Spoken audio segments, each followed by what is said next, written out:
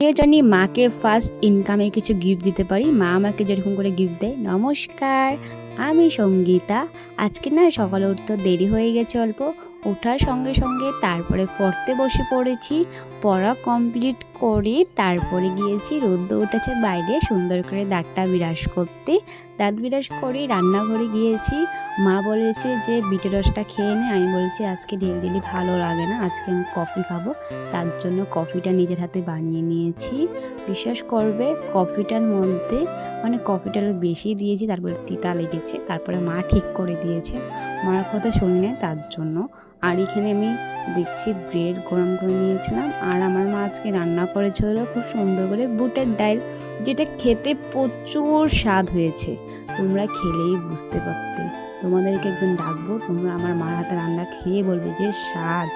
তারপরে আলু ভাজি এখানে করেছে ভাইয়ের জন্য। আর এখানে আমি কলার থুরটা হলো বড়া খাবো, তার জন্য বড়া করে নিয়েছি বেসন দিয়ে, সব কিছু দিয়ে মেখে সুন্দর করে বড়া করে নিয়েছি। তারপর রান্না শেষ হওয়ার পরে সবাই খাওয়া দাওয়ার পরে আমি সুন্দর করে বাসনটাও ধুয়ে নিয়েছি। বাসন ধোয়ার সাথে সাথে স্নান করে এসে ক্রিমটা মেখে নিচ্ছি, কেননা ঠান্ডা সিজনে মুখটা বহুত টানে।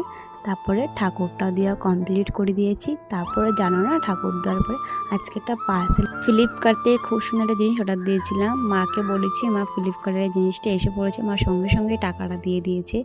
আমিও একদিন ইচ্ছা আছে নিজের ইনকামে মাকে আমি কিছু গিফট দিব। আজকে বলার সাথে সাথেই মা আমাকে টাকা দিয়েছে। কার কার মা এরকম বলবে তো অবশ্যই কমেন্ট করে।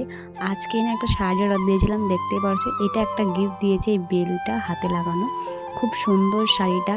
আমিও জানি আমার মাকে খুব সুন্দর একটা উপহার দিতে পারি ফার্স্ট ইনকামে।